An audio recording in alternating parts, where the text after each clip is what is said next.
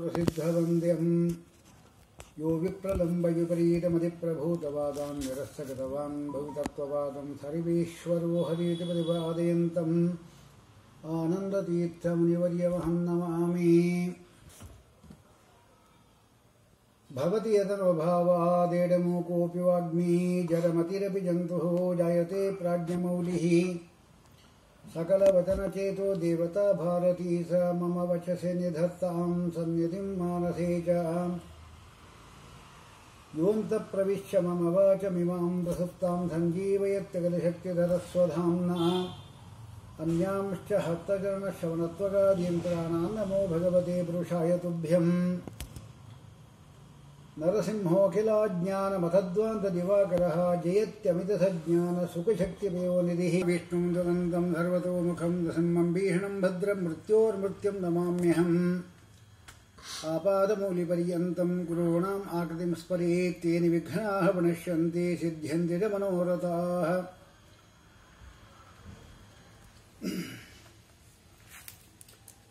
ನರಸಿಂಹದೇವರ ಪ್ರಾದುರ್ಭಾವ ಎಂಬತಕ್ಕಂಥದ್ದು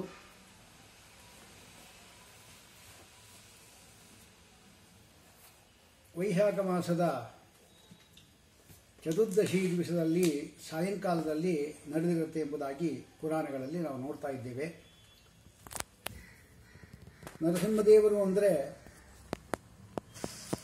ನಾವೆಲ್ಲರೂ ಕೂಡ ಭಯ ಪಡತಕ್ಕಂಥ ರೂಪ. ನರಸಿಂಹ ಅಂತ ಶಬ್ದವನ್ನು ಕೇಳಿದ್ರೆ ನಮಗೆ ಭಯ ಉಂಟಾಗತಕ್ಕಂಥದ್ದು. ಆದರೆ ವಸ್ತುತಃ ನರಸಿಂಹದೇವರು ಯಾರಿಗೂ ಭಯ ಉಂಟು ಮಾಡೋದು?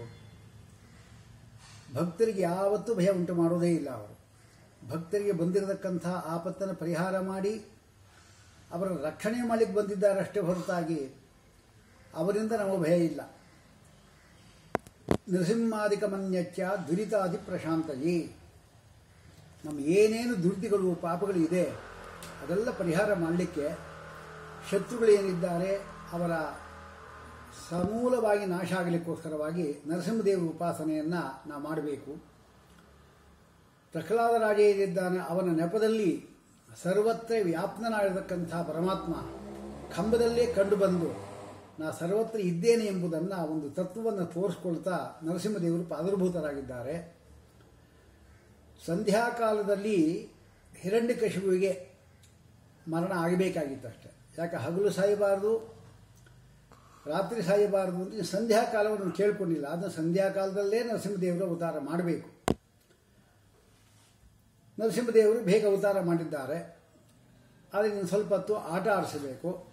ಅದಕ್ಕಾಗಿ ಹಿರಣ್ಯಕಶಿಪುವಿನ ಜೊತೆಗೆ ಒಂದು ಶಾರ್ದೂಲ ವಿಕ್ರೀಡಿತ ಎಂಬತಕ್ಕಂಥ ಒಂದು ಆಟವನ್ನು ಆಡ್ತಾರೆ.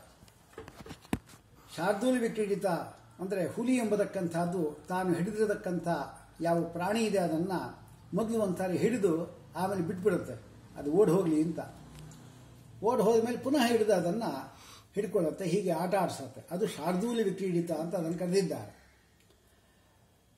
ಶ್ರೀಮದಾಚಾರ್ಯ ಏನು ಮಾಡಿದರು, ವಾಯುಸ್ಥಿತಿ ಏನಿದೆ ಅದಕ್ಕೆ ಸಂಪುಟಾಕಾರವಾಗಿ ನರಸಿಂಹದೇವ ಸ್ತೋತ್ರವನ್ನು ಮಾಡಿಕೊಳ್ತಾ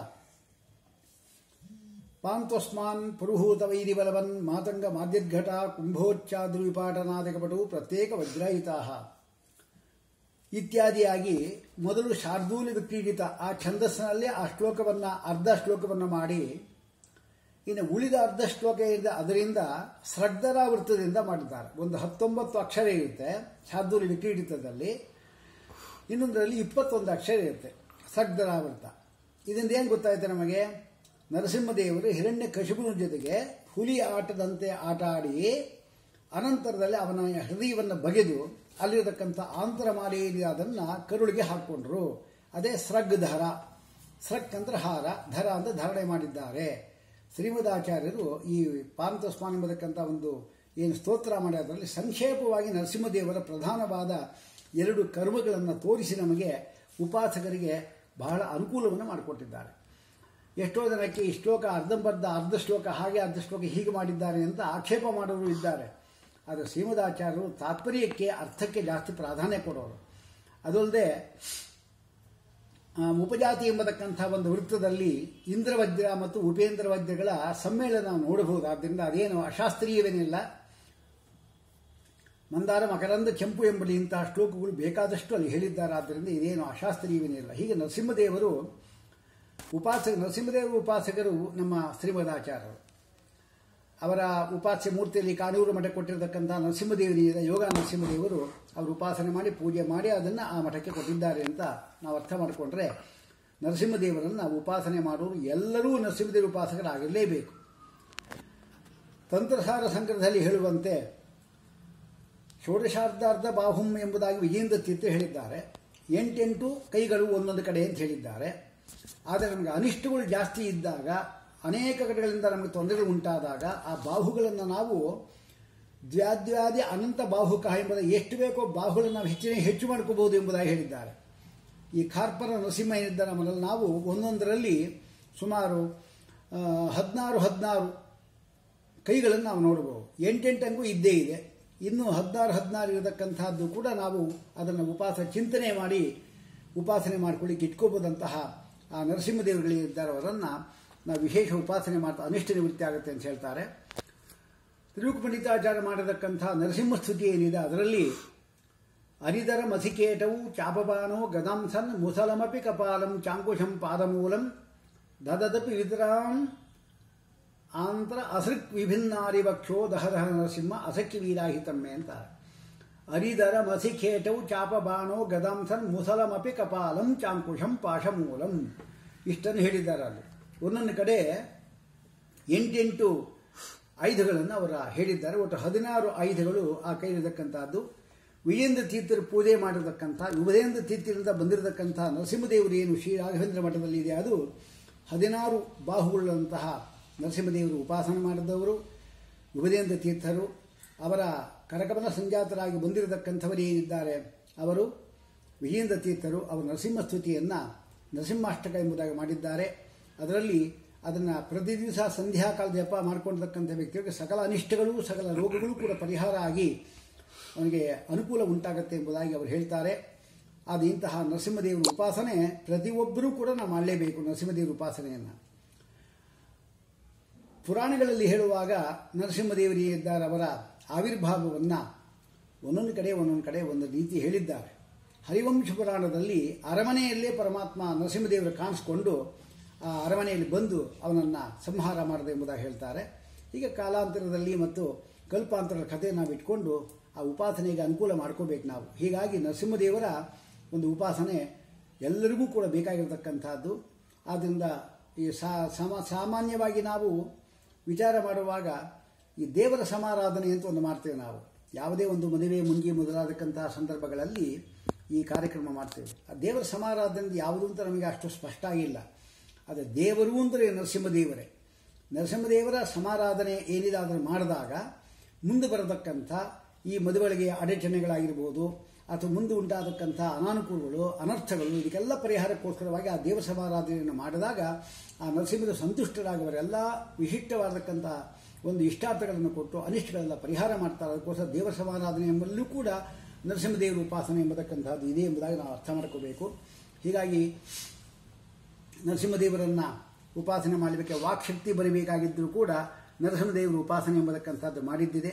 ಅಕ್ಷೋಭ್ಯ ತೀರ್ಥರು ಈಗಲೂ ಕೂಡ ಮುಳುಬಾಗಲಿನಲ್ಲಿ ಅಂಗಾರದಿಂದ ಬರೆದು ಹೋಗಿ ಅನಂತರದಲ್ಲಿ ಆ ವಿದ್ಯಾರಣ್ಯರಿಂದ ಅವರನ್ನು ಸೋಲಿಸಿ ಅಸಿನ ತತ್ವಮಸಿನ ಪರಜೀವ ಪ್ರಭೇದಿನ ಅಂತ ಹೇಳುವಂತೆ ಆ ಒಂದು ನರಸಿಂಹದೇವರವರಿಗೆ ಜಯವನ್ನು ಕೂಡ ಕೊಟ್ಟಿದ್ದಾರೆ ಎಂಬುದಾಗಿ ಆ ನರಸಿಂಹದೇವರು ನಮಗೆ ಜಯವನ್ನು ಕೊಡ್ತಾರೆ ಎಂಬ ತಾತ್ಪರ್ಯವನ್ನು ಇಟ್ಕೋಬೇಕು. ಆದ್ದರಿಂದ ಶ್ರೀಮದಾಚಾರ್ಯರು ನರಸಿಂಹೋ ಅಖಿಲಾಜ್ಞಾನ ಮತದ್ವಾಂತ ದಿವಾಕರ, ಯಾವುದ್ಯಾವುದು ಅಜ್ಞಾನ ಮೂಲಕವಾದ ಮತಗಳಿದೆ ಅದಕ್ಕೆಲ್ಲ ಸೂರ್ಯನಂತೆ ನರಸಿಂಹದೇವರು ಇದ್ದಾರೆ ಎಂಬುದಾಗಿ ಅವರನ್ನು ಸ್ತೋತ್ರ ಮಾಡಿದ್ದಾರೆ. ಹೀಗಾಗಿ ನರಸಿಂಹದೇವರು ಅನಿಷ್ಟ ನಿವೃತ್ತಿಗೆ ಇಷ್ಟಪ್ರಾಪ್ತಿ, ಅದಕ್ಕೆ ಅವ್ರಿಗೆ ಇಷ್ಟಪ್ರಾಪ್ತಿ ಆಗಬೇಕಾದ್ರೆ ಶ್ರೀನಿವಾಸ ದೇವರು ಹಿಡಿಬೇಕು ನಾವು. ಅಂದರೆ ನರಸಿಂಹದೇವರು ಕೊಡಲ್ಲ ಅಂತೇನಿಲ್ಲ, ಒಂದೊಂದು ರೂಪದಿಂದ ಪರಮಾತ್ಮ ಒಂದೊಂದು ಅನುಗ್ರಹ ಮಾಡ್ತಾನೆ. ಆದ್ದರಿಂದ ವೆಂಕಟ ನರಸಿಂಹ ಅನ್ನಬಿಟ್ರೆ ನಾವು ವೆಂಕಟೇಶ ದೇವರೇ ಇದ್ದಾರೆ, ಅವರು ಸಕಲ ಇಷ್ಟಾರ್ಥವನ್ನು ಕೊಡತಕ್ಕಂಥವರಾಗ್ತಾರೆ. ನರಸಿಂಹದೇವರ ಉಪಾಸನೆ ಸಕಲ ಅನಿಷ್ಟಗಳ ನಿವೃತ್ತಿ ಆಗತ್ತೆ. ಇಷ್ಟ ಪ್ರಾಪ್ತಿಯೂ ಆಗಬೇಕು, ಅನಿಷ್ಟ ನಿವೃತ್ತಿಯೂ ಆಗಬೇಕು. ಇದು ಮುಖ್ಯವಾಗಿ ನಾವು ಬಯಸ್ತಕ್ಕಂಥದ್ದು ಅವರು ಕೂಡ ಇದ್ದಾರೆ. ಹೀಗಾಗಿ ಇಂತಹ ನರಸಿಂಹ ದೇವರುಗಳು ನಮಗೆ ಪ್ರಹ್ಲಾದರಾಜನಿಗೆ ಅನುಗ್ರಹ ಮಾಡುವ ನೆಪದಲ್ಲಿ ಪ್ರತಿಯೊಬ್ಬ ಭಕ್ತನ ಆಪತ್ತುಗಳನ್ನು ಕೂಡ ಪರಿಹಾರ ಮಾಡಿದ್ದಾರೆ. ಅಂತಹ ನರಸಿಂಹದೇವರಿದ್ದಾರೆ ಅವರು ಈ ಒಂದು ವೈಶಾಖ ಮಾಸದ ಚತುರ್ದಶಿ ದಿವಸದಲ್ಲಿ ಅವರು ಆವಿರ್ಭೂತರಾಗಿದ್ದಾರೆ. ನರಸಿಂಹದೇವರು ಕೆಲವು ನಿಯಮಗಳನ್ನು ತೋರಿಸಿದ್ದಾರೆ. ಆ ನಿಯಮಗಳನ್ನು ನಾವು ವಿಚಾರ ಮಾಡಬೇಕು. ಕೆಲವರಿಗೆ ಅದು ಬೇಕು, ನಮಗೆ ಎಲ್ಲರೂ ಕೂಡ ತಿಳ್ಕೋಬೇಕಾಗತಕ್ಕಂಥ ಅಂಶ. ಕಂಬದಲ್ಲಿ ಬಂದಿದ್ದಾರೆ ನರಸಿಂಹದೇವರು, ಕಂಬದಲ್ಲಿ ಬಂದಿದ್ದಾರೆ.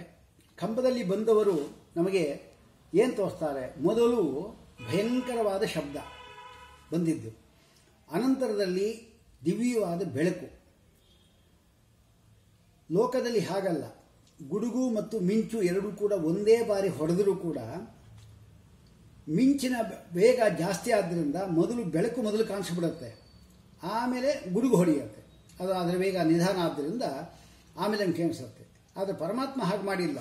ಮೊದಲು ಶಬ್ದವನ್ನು ತೋರಿಸ್ದ, ಅನಂತರದಲ್ಲಿ ಅವನು ಆ ಬೆಳಕನ್ನು ತೋರಿಸ್ದ. ಇದೇನು ಯಾಕೆ ಹಿಂಗೆ ಮಾಡ್ದ ಅಂತ ಹೇಳಿದ್ರೆ, ಇದರಲ್ಲಿಯೂ ಕೂಡ ಒಂದು ನೀತಿಯನ್ನು ತೋರಿಸ್ಕೊಡ್ತಾ ಇದ್ದಾನೆ. ಮೊದಲು ಶಬ್ದ, ಆಮೇಲೆ ಬೆಳಕು. ಏನರ್ಥ ಇದಕ್ಕೆ? ಮೊದಲು ನನ್ನ ಶಬ್ದಗಳನ್ನು ಓದಬೇಕು. ಶಬ್ದ ಅಂದರೆ ಏನು? ಎಲ್ಲ ಶಾಸ್ತ್ರಗಳು ವೇದಾಂತಜನ್ಯವಾದಕ್ಕಂಥ ಜ್ಞಾನ ಸಂಪಾದನೆ ಮಾಡಿಕೊಂಡ್ರೆ ಅದಕ್ಕೆ ಪರೋಕ್ಷ ಜ್ಞಾನ ಅಂತ ಹೇಳ್ತಾರೆ. ಅದು ಪರೋಕ್ಷ ಜ್ಞಾನವನ್ನು ಮೊದಲು ಸಂಪಾದನೆ ಮಾಡಿರಿ. ಶಬ್ದ ಅಂದರೆ ಶಾಸ್ತ್ರಗಳನ್ನು ಓದಿ, ಗುರುಗಳನ್ನು ಸರಿಯಾಗಿ ಹಿಡಿದು ಆ ಶಾಸ್ತ್ರಗಳನ್ನು ಅಧ್ಯಯನ ಮಾಡಿ ಅನಂತರದಲ್ಲಿ ನನ್ನ ಸಾಕ್ಷಾತ್ಕಾರವನ್ನು ಕೊಡ್ತೇನೆ ಎಂಬುದಾಗಿ ಪರಮಾತ್ಮ ಅದರಲ್ಲಿಯೂ ಕೂಡ ಒಂದು ವೈಶಿಷ್ಟ್ಯವನ್ನು ತೋರಿಸ್ತಾ ಇದ್ದಾರೆ. ನರಸಿಂಹದೇವರೇ ಇದ್ದಾರೆ, ಅವರು ಆ ಪ್ರಹ್ಲಾದರಾಜ ಇದ್ದಾನೆ, ಅವನ ಅನುಗ್ರಹ ಮಾಡಲಿಕ್ಕೋಸ್ಕರವಾಗಿ ವಸ್ತುತಃ ಯಾರಾದರೂ ಒಬ್ಬ ಶಿಷ್ಯನನ್ನು ಕಳಿಸಬಹುದಾಗಿತ್ತಲ್ಲ, ಅವನೇ ಬಂದು ಕಾಣಿಸ್ಕೋಬೇಕು ಅಂತೇನಿಲ್ಲ. ವಾಯುದೇವರು ಹೇಳಿದ್ರು ಆಗ್ತಾ ಇದ್ದು ಬೇಕಾದ್ರೆ, ಆದರೂ ಕೂಡ ತಾನೇ ಅವನು ಬಂದಿದ್ದಾನೆ ಅಂದರೆ ಪರಮಾತ್ಮ ಭಕ್ತ ವಾತ್ಸಲ್ಯ ಎಷ್ಟು ಎಂಬುದಾಗಿ ಅರ್ಥ ನಮ್ಗೆ ಗೊತ್ತಾಗತ್ತೆ. ಇನ್ನೊಂದು ಅಂಶವನ್ನು ನಾವು ಇಲ್ಲಿ ತಿಳ್ಕೋಬೇಕು. ಸಾಮಾನ್ಯವಾಗಿ ರಾಮಚಂದ್ರ ದೇವರೇ ಇದ್ದಾರೆ, ಅವರು ರಾವಣ ಮತ್ತು ಕುಂಭಕರ್ಣನನ್ನು ಕೊಂದಾಕಿದ್ದಾರೆ. ರಾವಣ ಕುಂಭಕರ್ಣ ಕೊಲ್ಲುವಾಗ ಆ ರಾವಣ ಕುಂಭಕರ್ಣರೇ ಹಿರಣ್ಯಾಕ್ಷ ಮತ್ತು ಹಿರಣ್ಯಕಶಿಪುಗಳು. ಆ ಹಿರಣ್ಯಾಕ್ಷ ಮತ್ತು ಹಿರಣ್ಯಕಶಿಪುಗಳು ಏನಿದ್ದಾರೆ ಅವರೇ ರಾವಣ ಕುಂಭಕರ್ಣ ಆಗಿದ್ದು, ರಾವಣ ಕುಂಭಕರ್ಣ ಏನಿದ್ದಾರೆ, ರಾವಣ ಏನಿದ್ದಾರೆ, ಅವನು ತನಗೆ ನೇರವಾಗಿ ಅಪರಾಧ ಮಾಡಿದ್ದಾನೆ. ತನ್ನ ಹೆಂಡತಿನೇ ಅಪಹಾರ ಮಾಡಿದ್ದಾನೆ. ಆದರೂ ಕೂಡ ಅವನ ಸೌಮ್ಯವಾದ ರಾಮಚಂದ್ರ ದೇವರ ರೂಪವನ್ನು ತೆಗೆದುಕೊಂಡ್ಬಂದು ಅವರಿಬ್ಬರನ್ನು ಕೊಂದು ಹಾಕಿದ್ದಾನೆ. ಆದರೆ ತನ್ನ ಭಕ್ತನಾಗಿರ್ತಕ್ಕಂಥ ಪ್ರಹ್ಲಾದರಾಜ ಇದ್ದಾನಲ್ಲ, ಅವನಿಗೆ ಮಾತ್ರ ಇದೇ ಹಿರಣ್ಯಾಕ್ಷ ಹಿರಣ್ಯಕಶಿಪು ಇದ್ದಲ್ಲ, ರಾವಣ ಕುಂಭಕರ್ಣ ಹಿಂದಿದ್ದವರು ಹಿರಣ್ಯಕಶಿಪು ಹಿರಣ್ಯಾಕ್ಷ ತನ್ನ ಭಕ್ತನಿಗೆ ಅವರು ಆಪತ್ಕೊಳ್ಳಿಕ್ಕೆ ಅಂತ ಬಂದಾಗ ನರಸಿಂಹದೇವರು ಭಯಂಕರವಾಗಿರ್ತಕ್ಕಂಥ ಉಗ್ರವಾಗಿರ್ತಕ್ಕಂಥ ರೂಪ ತೆಗೆದುಕೊಂಡು ಬಂದಿದ್ದಾರೆ ಅಂತ ಹೇಳಿದ್ರೆ, ಪರಮಾತ್ಮ ತನಗೆ ಅಪಚಾರ ಮಾಡಿದಾಗ ಎಷ್ಟು ಪರಮಾತ್ಮ ಉಗ್ರ ಆಗ್ತಾನೆ, ಅದಕ್ಕಿಂತಲೂ ಕೂಡ ಹೆಚ್ಚು ಉಗ್ರ ತನ್ನ ಭಕ್ತರಿಗೆ ಮಾಡಿದ ಪರಮಾತ್ಮ ಆಗ್ತಾನೆ ಎಂಬತಕ್ಕಂಥ ಅಂಶವನ್ನು ನಾವು ಈ ಒಂದು ಇದರಲ್ಲಿ ನಾವು ತಿಳ್ಕೋಬಹುದು. ಹೀಗಾಗಿ ನರಸಿಂಹದೇವರೇ ಇದ್ದಾರೆ, ಅವರು ಆ ಹಿರಣ್ಯಕಶಿಪು ಇದ್ದಾರಲ್ಲ ಅವನ ಸಂಹಾರ ಮಾಡೋದು ಒಂದು ಅರ್ಥ ಏನು? ಹಿರಣ್ಯಕಶಿಪು ಅಂದರೆ ನಾನೇ ದೇವರು, ನನಗಿಂತ ದೇವರು ಇನ್ಯಾರಿದ್ದಾರೆ ಎಂಬುದಾಗಿ ಅವನು ಮಾಯಾವಾದಿ ರೀತಿ ಇರತಕ್ಕಂಥವನು. ಆದರೆ ಪ್ರಹ್ಲಾದರಾಜ ಏನಿದ್ದಾನೆ, ಅವನು ಹೇಳ್ತಾನೆ ನಿನಕ್ಕಿಂತ ಬೇರೆ ಆಗತಕ್ಕಂಥ ಪರಮಾತ್ಮ ಒಬ್ಬನಿದ್ದಾನೆ, ನಾವೆಲ್ಲ ಬೇರೆ ಬೇರೆ ಎಂಬುದಾಗಿ ದ್ವೈತವಾದಿಯಾದವನು. ಅವನ ಅದ್ವೈತವಾದಿಯಾದ ಇವನು ದ್ವೈತವಾದಿ. ಇದನ್ನು ತೋರಿಸ್ಕೊಳ್ಳಿಕ್ಕೇನೆ ಪರಮಾತ್ಮ ನರಸಿಂಹದೇವರ ರೂಪವನ್ನು ಹಾಕ್ಕೊಂಡು ಬಂದಿದ್ದಾನೆ. ವಸ್ತುತಃ ಈಗಾಗಲೇ ವರಾಹ ರೂಪ ಎಂಬತಕ್ಕಂಥದ್ದು ಧಾರಣೆ ಮಾಡಿದ್ದಾನೆ ಹಿರಣ್ಯಾಕ್ಷನ ಕೊಲ್ಲಿಕ್ಕೆ. ಅದು ಕೂಡ ಮುಖ ಎಂಬತಕ್ಕಂಥದ್ದು ಹಂದಿದು, ಮೈಯೆಲ್ಲ ಮನುಷ್ಯನೇ ಅದಿರೋದು. ಬರೀ ಹಂದಿ ರೂಪದಲ್ಲಿ ಬಂದಿದ್ದಲ್ಲ ಪರಮಾತ್ಮ. ಅದೇ ಆ ರೂಪದಿಂದಲೇ ಹಿರಣ್ಯಕಶಿಪು ಕೊಲ್ಬೋದಾಗಿತ್ತಲ್ಲ, ಇನ್ನೊಂದು ರೂಪ ಯಾಕೆ ತೆಗೆದುಕೊಂಬಂದ ಎಂಬ ಪ್ರಶ್ನೆ ಕೂಡ ನಮಗೆ ಬರಬಹುದು. ಅದಕ್ಕಾಗಿ ಶಾಸ್ತ್ರದಲ್ಲಿ ಹೇಳ್ತಾರೆ, ಅವನು ವರ ಕೇಳುವಾಗ ಬ್ರಹ್ಮದೇವರನ್ನು ತ್ವದ್ ಸೃಷ್ಟೈಹಿ ಅಂತ ಹೇಳಿದ್ದಾನೆ. ಅಂದರೆ ಏನು? ನಿನ್ನಿಂದ ಸೃಷ್ಟವಾಗತಕ್ಕಂಥ ಯಾವ ಪ್ರಾಣಿಗಳಿಂದಲೂ ನಮ್ಗೆ ಮರಣ ಬರಬಾರದು ಅಂತ. ನಿನ್ನಿಂದ ಹುಟ್ಟಿರತಕ್ಕಂಥ ಯಾವ ಪ್ರಾಣಿಗಳಿಂದಲೂ ಕೂಡ ಮರಣ ಬರಬಾರದು ಅಂತ ವರ ಕೇಳಿಕೊಂಡಿದ್ದಾನೆ.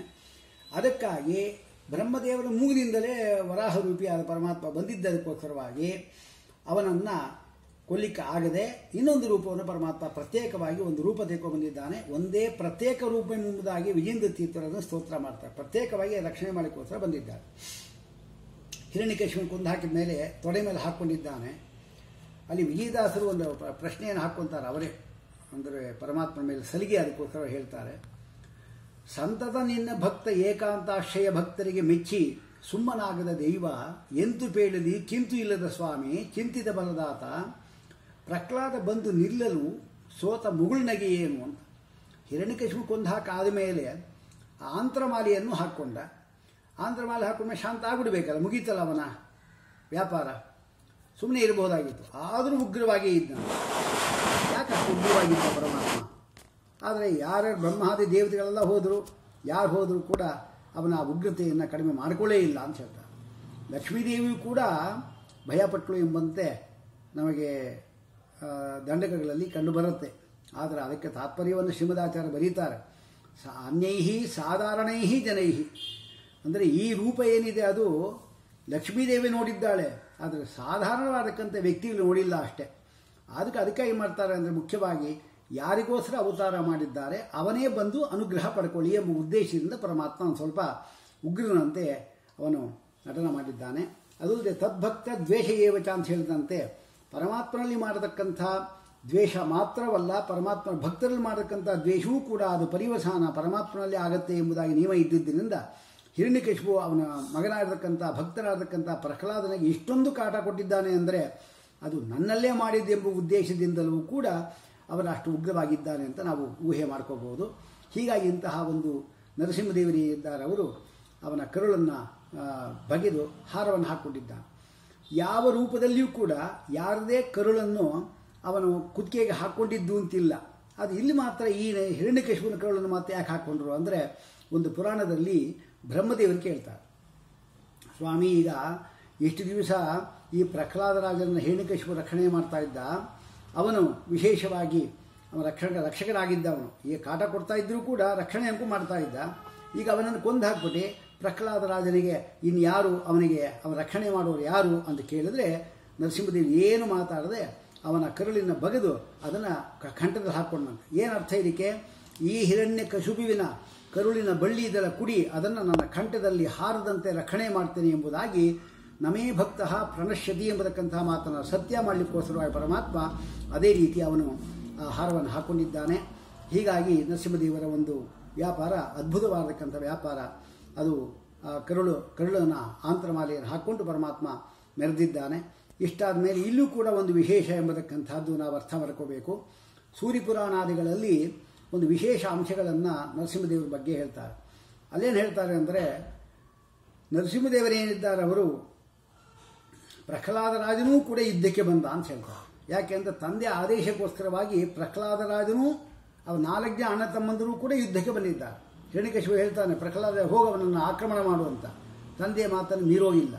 ಆದ್ದರಿಂದ ಅವನು ಹೋಗಿ ಯುದ್ಧ ಮಾಡ್ತಾನೆ. ಆದರೆ ನರಸಿಂಹದೇವರು ಏನು ಮಾಡ್ತಾರೆ, ಅವನನ್ನು ಮೇಲೆ ಎತ್ತಿ ಬಿಸಾಕಿ ಅವನನ್ನು ಪುನಃ ಹಿಡಿದು ಅವನ ಹಾಗೆ ನಿಲ್ಲಿಸಿ ಹೋಗುವಂತ ಕಳಿಸ್ಕೊಡ್ತಾರೆ ಎಂಬುದಾಗಿ ಒಂದು ಅಂಶವನ್ನು ಹೇಳ್ತಾರೆ.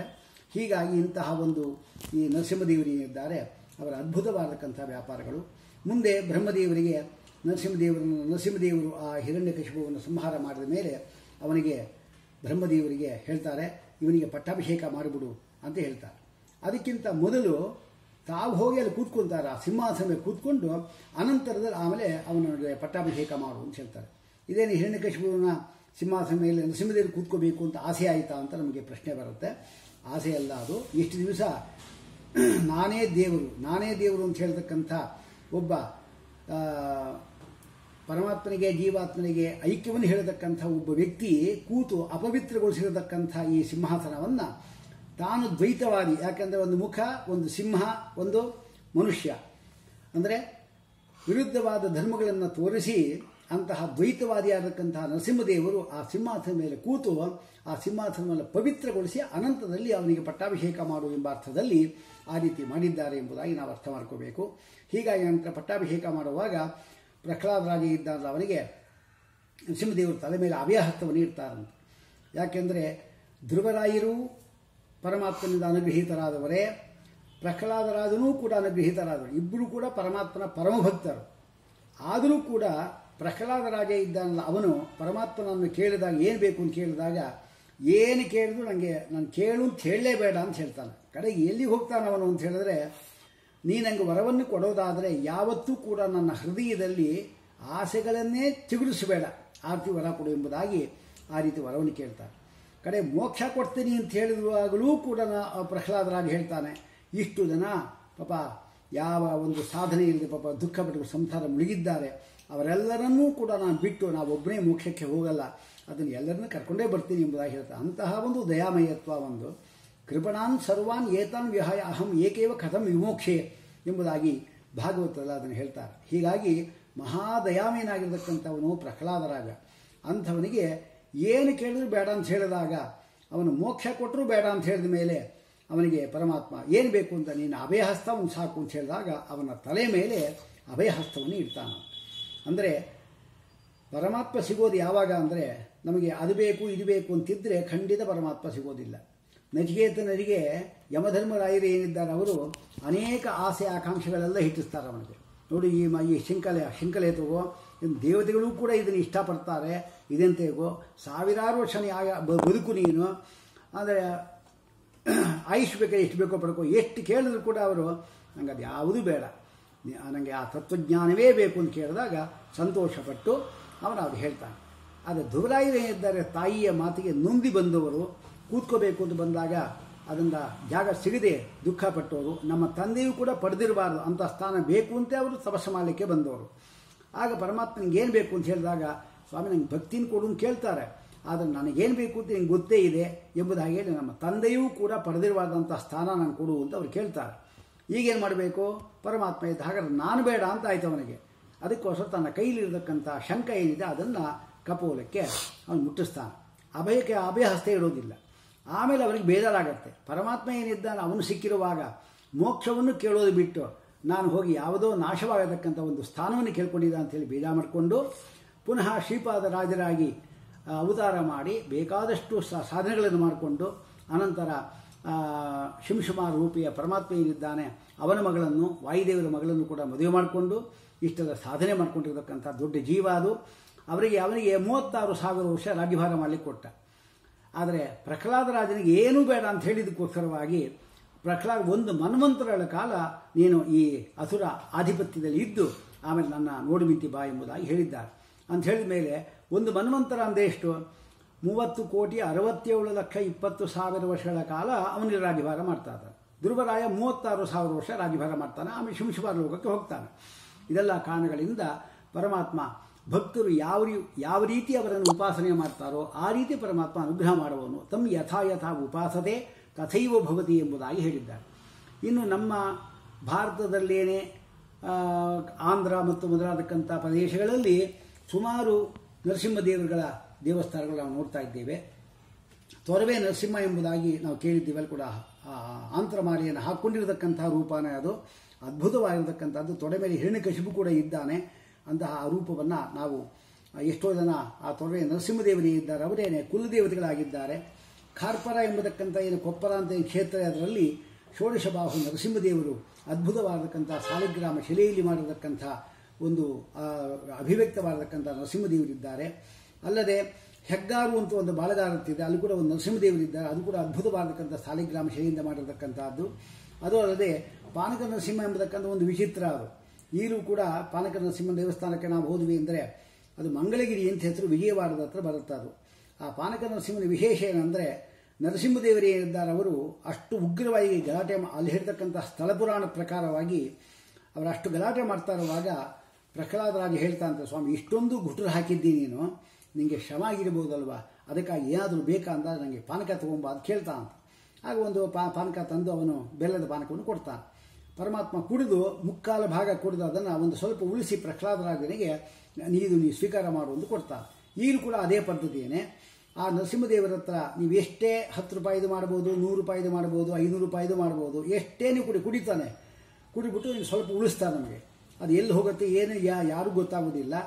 ಆದ್ದರಿಂದ ಅಂತಹ ಒಂದು ಪಾನಕ ನರಸಿಂಹ ಅತ್ಯಂತ ಜಾಗೃತವಾಗತಕ್ಕಂಥ ನರಸಿಂಹದೇವರು ಅದನ್ನು ಪ್ರಸಾದ ರೂಪವಾಗಿ ನಮಗೆ ಕೊಡ್ತಾರೆ. ಆಮೇಲೆ ಅನಂತರದಲ್ಲಿ ಆ ನರಸಿಂಹದೇವರಿಗೆ ಇದ್ದಾರೆ ಎಷ್ಟು ಜಾಗೃತ ಅದು ಅಂತ ಹೇಳಲಿಕ್ಕೆ ನಮ್ಮ ಸಾಮಾನ್ಯವಾಗಿ ನಾವೇ ಒಂದು ಬೆಲ್ಲನೋ ಸಕ್ಕರೆ ಸ್ವಲ್ಪ ಬಿತ್ತು ಅಂದರೆ ಇಲ್ಲಿ ನೊಣಗಳು ಇರುವೆಗಳೆಲ್ಲ ತುಂಬಿಕೊಳ್ಳುತ್ತೆ.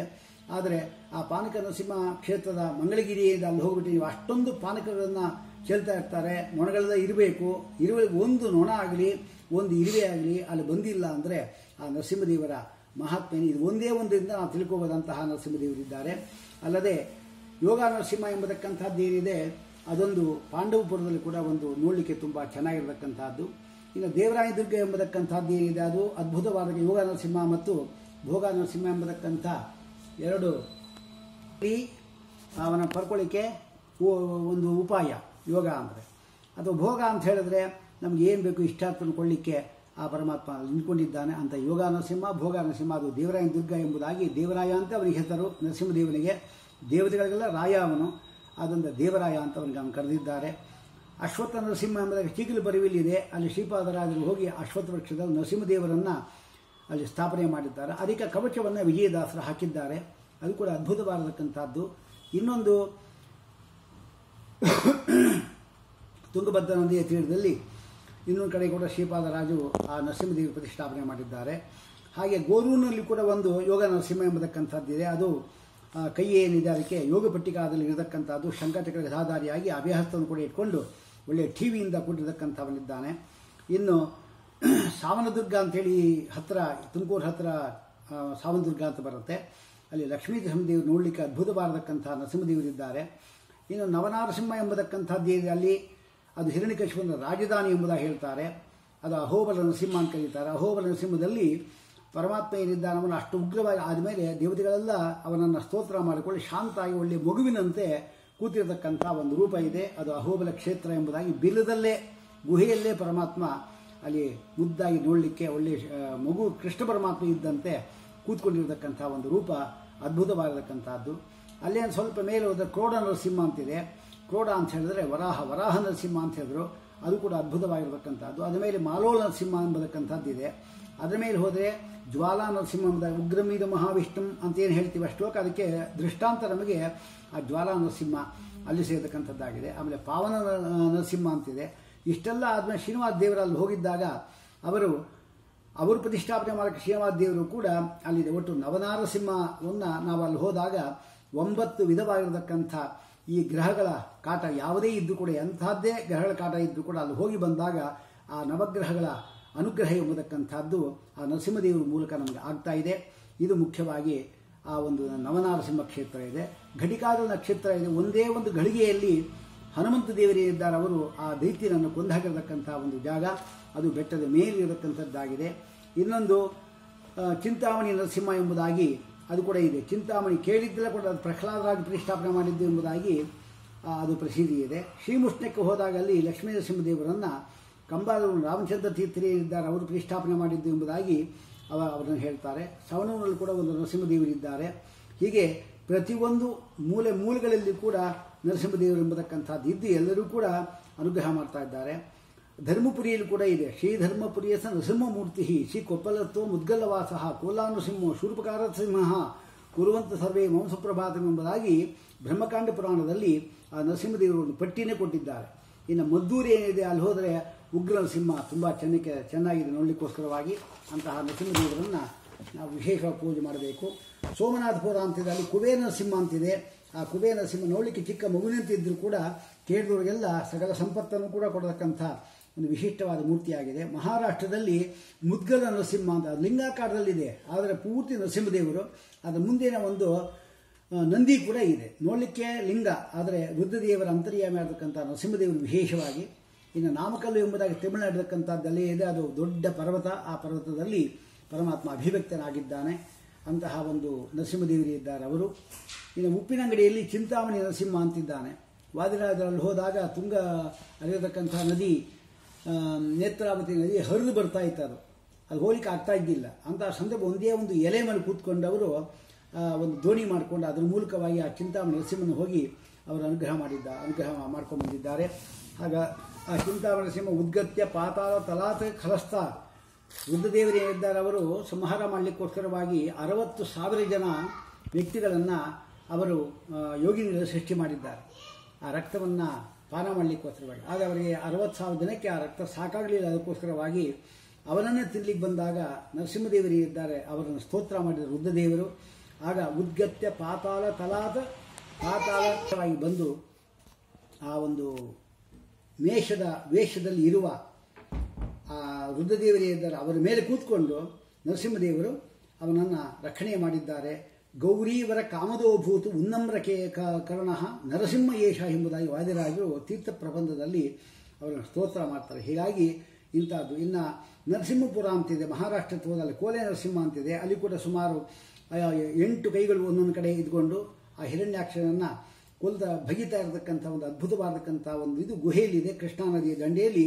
ಅದು ಕೂಡ ನೋಡಬೇಕಾದಕ್ಕಂಥದ್ದು. ಇನ್ನು ಕದಿರಿ ನರಸಿಂಹ ಎಂಬತಕ್ಕಂಥದ್ದು ಪ್ರಹ್ಲಾದರಾಜನಿಗೆ ವಿಶೇಷ ಅನುಗ್ರಹ ಮಾಡಿರತಕ್ಕಂಥ ಸ್ಥಳ. ಅದು ಕೂಡ ಆಂಧ್ರ ಪ್ರದೇಶ ಹತ್ರ ಬರತಕ್ಕಂಥದ್ದಾಗಿದೆ. ಇನ್ನು ಕನಕಾಚಲ ನರಸಿಂಹ ಅಂತಿದೆ, ಕನಕಗಿರಿ ಅಂತ ಹೆಸರು. ಅಲ್ಲಿ ಆ ನರಸಿಂಹದೇವರು ವಿಶೇಷವಾಗಿ ಭಕ್ತರ ಎಲ್ಲ ಇಷ್ಟಾರ್ಥವನ್ನು ಕೂಡ ಪರಿಹಾರ ಮಾಡತಕ್ಕಂಥ, ಇಷ್ಟಾರ್ಥೆಲ್ಲ ಕೊಟ್ಟು ಅವರಿಗೆ ಅನಿಷ್ಟವನ್ನು ಪರಿಹಾರ ಮಾಡ್ತಾ ಇದ್ದಾರೆ ಅಂತಹ ಒಂದು. ಇನ್ನು ಧರಣಿ ನರಸಿಂಹ ಅಂತಿದೆ, ಅದು ಬೀದರ್ನಲ್ಲಿ ಇರತಕ್ಕಂಥದ್ದಾಗಿದೆ. ಅದು ಅಷ್ಟೇ. ಹೀಗೆ ಇನ್ನು ಘಾಟಿ ಸುಬ್ರಹ್ಮಣ್ಯ ಇದ್ದಲ್ಲ, ಅವನಿಗೆ ರಕ್ಷಣೆ ಮಾಡಲಿಕ್ಕೋಸ್ಕರವಾಗಿ, ಗರುಡನಿಂದ ರಕ್ಷಣೆ ಮಾಡಲಿಕ್ಕೋಸ್ಕರವಾಗಿ ಆ ನರಸಿಂಹದೇವರು ಬಂದು ಅವನ ಹಿಂದ್ಗಡೆ ರಕ್ಷಣೆಗೋಸ್ಕರವಾಗಿ ಅವನು ಕೂತ್ಕೊಂಡಿದ್ದಾರೆ. ಆ ಘಾಟಿ ನರಸಿಂಹದಲ್ಲಿಯೂ ಕೂಡ ಆ ನರಸಿಂಹದೇವನ ನೋಡಬಹುದು. ಹೀಗಾಗಿ ಘಟಿಕಾಚಲ ನರಸಿಂಹ ಅಂತೂ ಅದು ಶೋಲಿಂಗರ್ ಅಂತ ಕರಿಬೇಕಾದನ್ನು, ಘಟಿಕಾಚಲ ಅಂದರೆ ಗೊತ್ತಾಗೋದಿಲ್ಲ. ಅಂತಹ ಘಟಿಕಾಚಲ ನರಸಿಂಹದೇವರು ಕೂಡ ಅಲ್ಲಿ ಪ್ರಾಣದೇವರು ಕೂಡ ಇದೆ. ಮೇಲೆ ನರಸಿಂಹದೇವರು, ಅವರ ಪಾದದ ಕೆಳಗೆ ಸರಿಯಾಗಿ ಪ್ರಾಣದೇವರು ಕೂಡ ಇದ್ದಾರೆ. ಎರಡನ್ನೂ ಕೂಡ ನೋಡ್ಕೊಂಡು ಬಂದರೆ ಭಾರಿ ಅನಿಷ್ಟಗಳೆಲ್ಲ ಪರಿಹಾರ ಆಗಿ ಇಷ್ಟಾರ್ಥ ಎಂಬುದು ಸಿದ್ಧ ಆಗ್ತಾ ಇದೆ ಅದು. ಹೀಗಾಗಿ ಅನೇಕ ನರಸಿಂಹದೇವರಿದೆ. ಗುಂಜಾ ನರಸಿಂಹ ಅಂತ ನರಸಿಂಹಪುರದಲ್ಲಿ ಆ ನರಸಿಂಹದೇವರು ಕೂಡ ಇದ್ದಾರೆ. ಹೀಗಾಗಿ ಭಾರ್ಗವ ನರಸಿಂಹ ಎಂಬುದಾಗಿ ಧರ್ಮಪುರಿಯಲ್ಲಿದೆ. ಹೀಗೆ ಅಭಯಕಟ್ಟೆ ಹೊಸೂರು ಅಲ್ಲಿ ಕೂಡ ಒಂದು ನರಸಿಂಹದೇವರು ವಿಶೇಷವಾಗಿದೆ. ಹೀಗಾಗಿ ಅನೇಕ ನರಸಿಂಹದೇವರುಗಳು ಏನಿದ್ದಾರೆ ನಮ್ಮ ಈ ಕರ್ನಾಟಕ ಮತ್ತು ಆಂಧ್ರ ಮತ್ತು ತಮಿಳುನಾಡು ಇತ್ಯಾದಿಗಳಲ್ಲಿ ನೂರಾರು ನರಸಿಂಹದೇವರುಗಳೆಲ್ಲ ಅವತಾರ ಕಾಣಿಸ್ಕೊಂಡು ಭಕ್ತರಿಗೆ ಅನುಗ್ರಹ ಮಾಡಲಿಕ್ಕೋಸ್ಕರ ಆ ಪ್ರದೇಶದಲ್ಲಿ ಬಂದಿದ್ದಾರೆ. ಇಂತಹ ನರಸಿಂಹದೇವರ ಉಪಾಸಕರಿಗೆ ಯಾವತ್ತೂ ಕೂಡ ವಿಶೇಷವಾಗಿ ಅವರಿಗೆ ಅನಿಷ್ಟಗಳೆಲ್ಲ ಪರಿಹಾರ ಮಾಡಿ ಪರಮಾತ್ಮ ಇಷ್ಟಾರ್ಥವನ್ನು ಕೊಡ್ತಾ ಇದ್ದಾನೆ. ಅದಕ್ಕೆ ದೃಷ್ಟಾಂತ ಎಂಥದ್ದೇ ಆಗಿರಲಿ, ಎಂತಹ ಮಾಟ ಮದ್ದುಗಳಾಗಿದ್ದರೂ ಅಷ್ಟೇ ಅದು ಪರಿಹಾರ ಆಗಲೇಬೇಕು. ಇದನ್ನು ತಿರುಪುಪಂಡಿತಾಚಾರ್ಯ ಹೇಳ್ತಾರೆ. ಛಟ ಛಟ ಛಟ ದೂರಂ ಮೋಹಯನ್ ಭ್ರಾಮಯಾರೀನ್ ಕಡಿ ಕಡಿ ಕಡಿಕಾಯಂ ಜ್ವಾರಿಯ ಸ್ಫೋಟಯಸ್ವ ಜಹಿ ಜಹಿ ಜಹಿ ವೇಗಂ ಶಾಸ್ತ್ರವಂ ಸಾನುಬಂಧಂ ದಹದ ನರಸಿಂಹ ಅಸಕಿ ವೀರಾಹಿತಮ್ಮೆ. ನರಸಿಂಹದೇವ ಸ್ತುತಿ ಏನಾಗುತ್ತೆ ಅಂದರೆ ಲಿಕುಟ ತಿಲಕ ಸೂನು ಸದ್ದಿತಾತ್ಮಾನುಸಾರಿ ನರಹರಿತು ಬೇತಾಂ ಶತ್ರು ಸಂಹಾರ ಹೇತು ಅಲ್ಲದೆ ಇಷ್ಟಾರ್ಥಗಳು ಸಿದ್ಧ ಆಗುತ್ತೆ. ಹೀಗಾಗಿ ಇಂತಹ ಒಂದು ಈಗಿನ ಕಾಲದಲ್ಲಿ ಈಗಂಕೂ ಅಷ್ಟು ಪ್ರಸಕ್ತ ಏನಿದೆ, ಈಗ ಯಾವುದೋ ರೋಗಗಳಿದೆ, ಆ ರೋಗ ಎಲ್ಲ ಪರಿಹಾರ ಆಗಬೇಕು. ಎಲ್ಲರೂ ಕೂಡ, ಎಲ್ಲ ಮಾಧ್ವರು, ಪ್ರತಿಯೊಬ್ಬ ಬ್ರಾಹ್ಮಣರು, ಸಮಸ್ತ ಹಿಂದೂಗಳು, ಸಮಸ್ತ ಭಾರತೀಯರು ಎಲ್ಲರೂ ಕೂಡ ಈ ರೋಗಗಳಿಂದ ಮುಕ್ತವಾಗಿ ನಮ್ಮ ದೇಶ ಎಂಬತಕ್ಕಂಥದ್ದು ಒಳ್ಳೆ ಆಯುಷ್, ಆರೋಗ್ಯ, ಸಂಪತ್ತು ಎಲ್ಲರನ್ನೂ ತುಂಬಿ ತುಳುಕಾಡಬೇಕು. ಸರ್ವೇ ಜನಾ ಸುಖಿನೋ ಭವಂತು ಎಂಬುದಾಗಿ ಈ ನರಸಿಂಹದೇವರ ಜಯಂತಿ ಪ್ರಯುಕ್ತವಾಗಿ 4 ಮಾತುಗಳನ್ನು ಈ ಒಂದು ಯಥಾಶಕ್ತಿ ಯಥಾಮತಿ ಹೇಳಿದ್ದೇನೆ. ಇದರಿಂದ ಆ ನರಸಿಂಹದೇವರಿಗೆ ವಿಶೇಷವಾಗಿ ಎಲ್ಲ ಇದನ್ನು ಕೇಳತಕ್ಕಂಥವರು, ನೋಡತಕ್ಕಂಥ ಎಲ್ಲ ಭಕ್ತರು ಕೂಡ ವಿಶೇಷವಾಗಿ ಅನಿಷ್ಟ ಪರಿಹಾರ ಮಾಡಿ ಇಷ್ಟಪ್ರಾಪ್ತಿ ಉಂಟು ಮಾಡಿ ಈ ಒಂದು ವರ್ಷ ನಮಗೇನಿದೆ ಅದು ಈ ಅನಿಷ್ಟ, ದೊಡ್ಡ ಅನಿಷ್ಟ ಬಂದಿದೆ. ಎಲ್ಲ ವ್ಯಾಪಾರಗಳು, ವ್ಯವಹಾರಗಳು ಎಲ್ಲವೂ ಕೂಡ ಸ್ಥಗಿತವಾಗಿದೆ. ಅದರ ಪರಮಾತ್ಮ ಇಚ್ಛೆ ಅಂತ ನಡೀತಾ ಇರುತ್ತೆ. ಅದಕ್ಕೆ ನಾವು ಬದ್ಧರಾಗಬೇಕಷ್ಟೇ. ಇಂತಹ ನರಸಿಂಹದೇವರು ಅನುಗ್ರಹ ಮಾಡಲಿ ಎಂಬುದಾಗಿ ಹೇಳಿ ಈ ಮಾತುಗಳನ್ನು ಆ ನರಸಿಂಹದೇವರ ಪಾದಾರವಿಂದಗಳ ಅರ್ಪಣೆ ಮಾಡ್ತಾರೆ. ಕೃಷ್ಣ ಅರ್ಪಣೆ.